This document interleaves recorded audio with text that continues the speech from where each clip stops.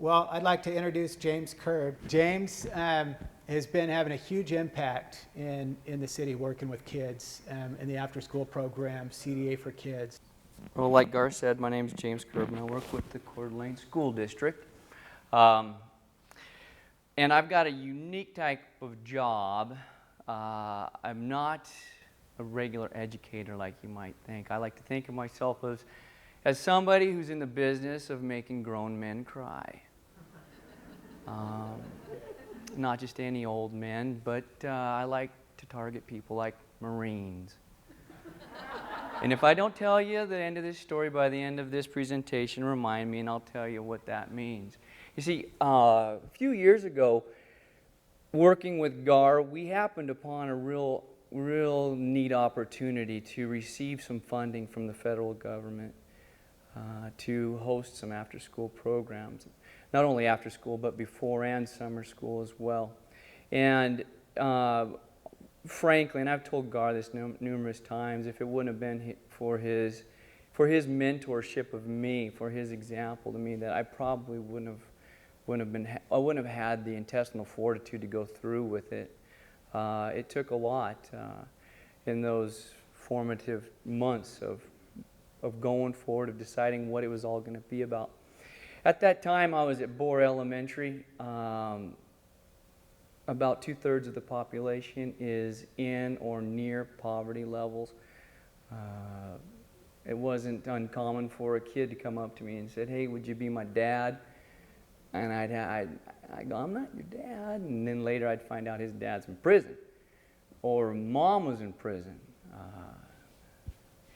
I want to thank Angie for what she said, and I want to thank her for her example that there's challenges out there. And I know my families are dealing with that stuff. It's not a mystery. And so your testimony, your example, just like Gar's to mine, that's what is really, that's the sermon to be preached right there. And Karen, thank you for what you're doing, for being that net for those people who are slipping through the cracks. I don't know what we'd do without you. But three or so years ago, here's this opportunity to go for this grant, and we've got a real big problem, obviously, at our underserved populations.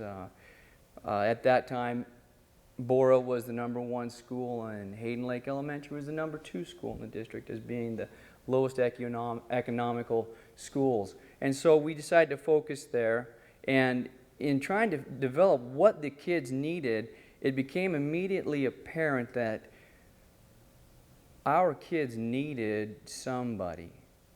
Because if you think about it, living in poverty,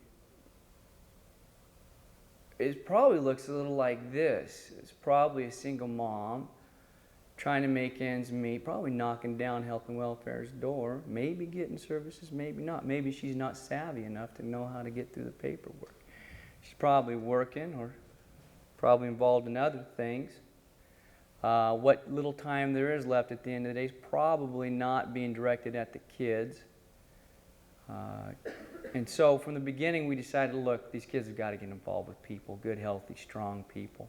And so we designed our program not to be an academic program, but to be a mentoring program, a program where kids could learn the things that they're probably never going to get to taste or smell or feel in their lives at the rates that they're going. We wanted to expand their horizons, let them learn a little bit of Spanish, maybe learn about reflexology, or let them play chase with a retired Marine. Now, when I said I like to make grown men cry, I didn't mean we broke any hips. But we did get the Marines playing chase with our kids. But that's not the end of the story.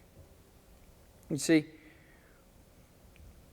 we started this idea of tapping into the resources that are already out there, providing an opportunity for kids to, for not kids, but for this community to come in and get to know a kid. And we left it wide open. We didn't say, hey, you have to read to a kid. Hey, you got to do this. We basically said, you can do anything you want. If you've got a passion, if you've got a desire, come in and share it. Come in and just spend time with the kid. You can do it any time from 7:30 in the morning until 5:15 at night. You see, we decided to allow for kids to come an hour before school because they were already there. It may not be a part of your lifestyle, but there are lots of kids that are kicked out of home right around 7 o'clock in the morning. And it's pretty doggone cold that time because the schools aren't open. We don't have a duty out there until about 8:35. And so these kids are out wandering the streets, nowhere to go. So we started a reading program called Wake Up and Read. And kids come in there, and I had no idea what was going on in this program. I just knew it was incredibly successful because we've got about 20 kids every single day at Bora Elementary alone coming in to wake up and read. It started off as a come in and listen to a book on tape and read a book. And these two ladies, Paula Zortman and Vicki Mills, they've also included AR testing on the computer literacy things. They're working one-on-one with these kids, and it just killed me because I had no idea what else was going on.